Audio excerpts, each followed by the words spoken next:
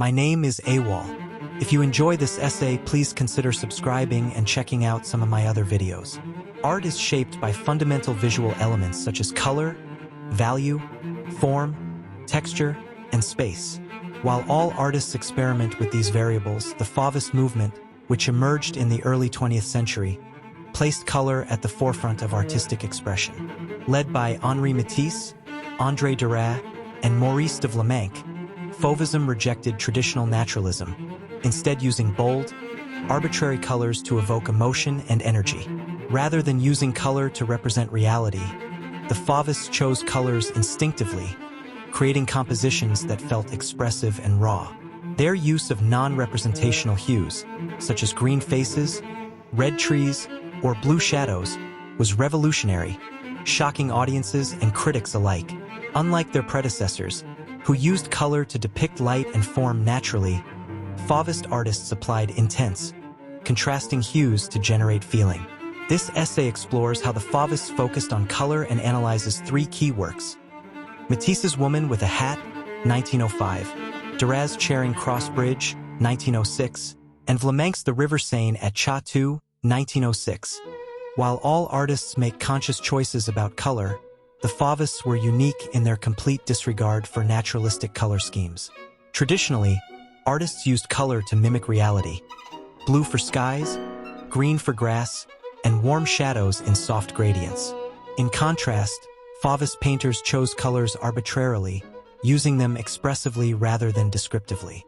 Matisse summarized this philosophy when he stated, "When I put down a green, it doesn't mean grass.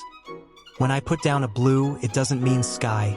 This approach allowed color to function independently of form, serving as an emotional and compositional tool rather than a literal one.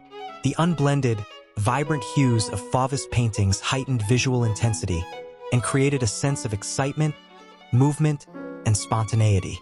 One of the most striking aspects of Fauvist color use was their tendency to place highly saturated complementary colors side by side. Instead of blending colors to create soft transitions, they used sharp contrasts. For example, red next to green or blue against orange, to make their compositions vivid and dynamic. This technique created a jarring but exhilarating effect, making the paintings appear electrically charged with energy. Fauvist artists believed that color could evoke emotions directly, much like music does with sound.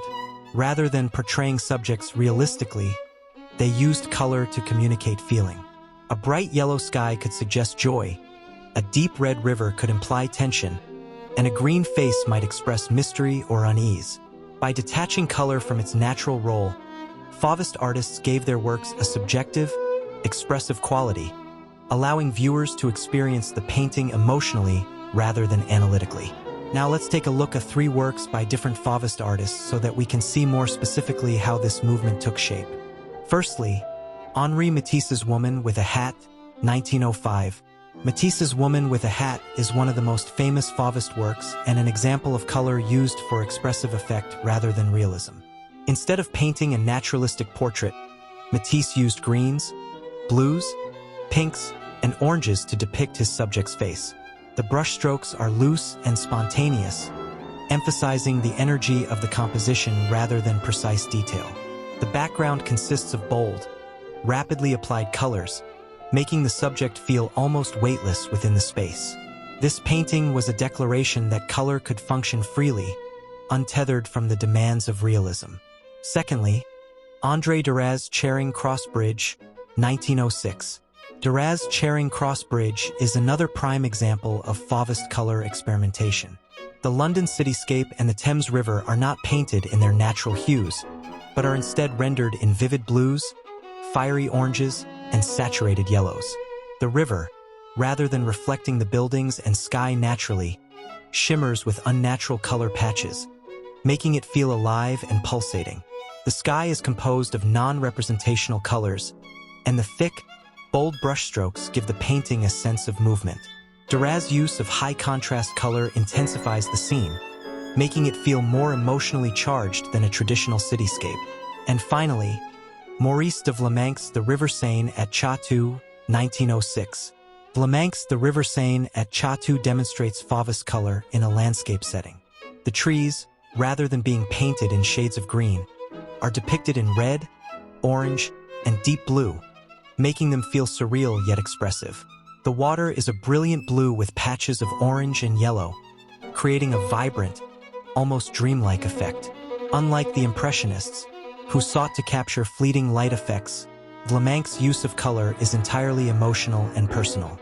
His heavy brushstrokes and thick application of paint further enhance the intensity of the colors, making the scene feel charged with energy rather than tranquil.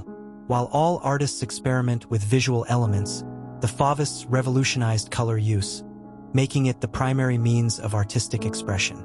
Instead of using color to mimic the world, they employed it to evoke emotion, create contrast, and intensify their compositions.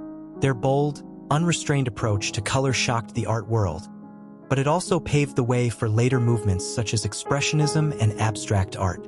Through works like Woman with a Hat, Charing Cross Bridge, and the River Seine at Chatou, Fauvist painters demonstrated that color could function as a powerful emotional force, independent of form or subject matter. Even today, the Fauvist legacy endures, influencing artists who seek to break free from traditional color rules and embrace artistic freedom. Their fearless use of color continues to inspire, reminding us that painting is not just about what we see, but what we feel. Please leave a comment on how the work of the Fauvists makes you feel. Thanks and have a great day.